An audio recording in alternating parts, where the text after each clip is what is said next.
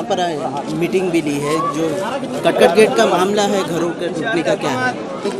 देखिए, कई हज़ार लोग यहाँ पर कई सालों से बसे हुए हैं और पूरे क़ानूनी तरीक़े से बाज़ाब्ता परमिशन लेके प्रॉपर्टी का रजिस्ट्रेशन हुआ है, रजिस्ट्री के चार्जेस लिए गए हैं सरकार की तरफ से, एनए कराया हुआ है। तो ये सब जो है, ये गवर्नमेंट की जो भी प्रक्रिया होती है, प्रोसेस होता है, उसको कंप्लीट करने के बाद लिया गया है।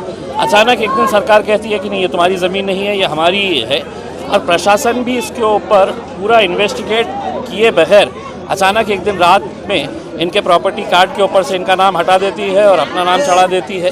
तो लोगों के अंदर एक डर है, खौफ है, एक बेचैनी का माहौल है कि क्या होने वाला है करके।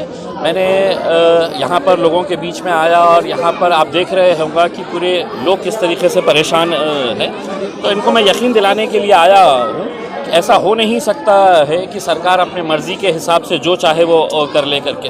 कुछ ना कुछ तो कानूनी कागजात उन्हें भी बताना पड़ेगा कि किस बुनियाद के ऊपर इन लोगों ने ये प्रॉपर्टी के जो कार्ड्स के ऊपर से इनका नाम हटाए हैं, वो किस बुनियाद के ऊपर हटाए हैं करके।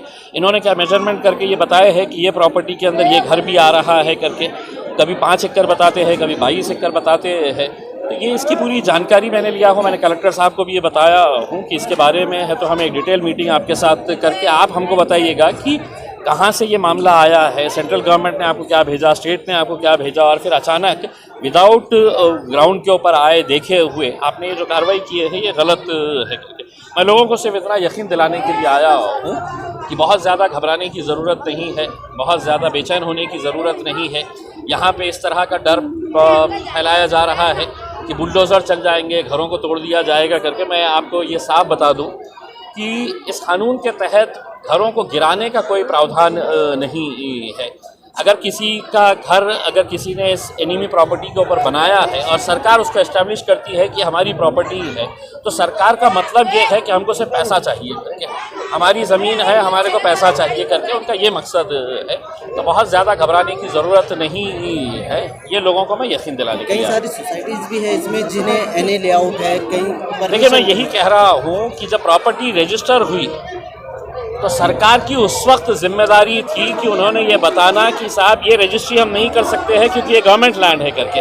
तो हमने रजिस्ट्री ले लिए, उसके रजिस्ट्री के पैसे ले लिए है, पूरा एनए का प्रोसेस जो है वो गवर्नमेंट का प्रोसेस होता है, वो पूरा प्रोसेस कंप्लीट कर लिए है। और अचानक एक दिन नींद में से उठते हैं और कहते हैं नहीं, तो मेरी ज़मीन है, अब तुम खाली करो करके। तो ऐसा इतना अंधाधुंध तो कारोबार नहीं चलना चाहिए। आगे का क्या मौक़िफ़ रहेगा आपका? मैं कल कलेक्टर लैंड है करके, तो हमने रजिस्ट्री ले लिए, उसके रजिस्ट्री के पैसे ले लिए है, पूरा एनए का प्रोसेस जो है वो गवर्नमेंट का प्रोसेस होता है, वो पूरा प्रोसेस कंप्लीट कर लिए है। और अचानक एक दिन नींद में से उठते हैं और कहते हैं नहीं, तो मेरी ज़मीन है, अब तुम खाली करो करके। तो ऐसा इतना अंधाधुंध तो कारोबार नहीं चलना चाहिए। आगे का क्या मौक़िफ़ रहेगा आपका?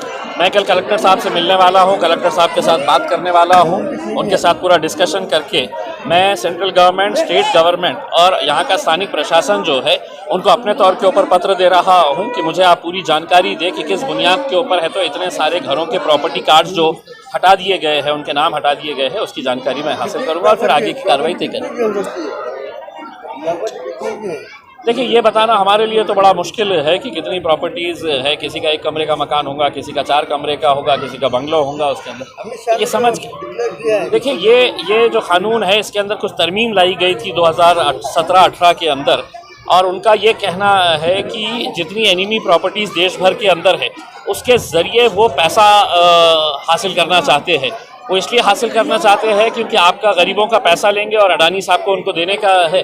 तो हो सकता है अडानी साहब को देने के लिए अब उनको ज़मीन नज़र आ रही है तो आपके पास से पैसा लिया जाएगा और उनको दिया जाएगा करके। लेकिन इसकी आवाज़ जो है वो पार्लियामेंट के अंदर भी इंशाल्लाह मैं ज़रूर उठाऊँगा।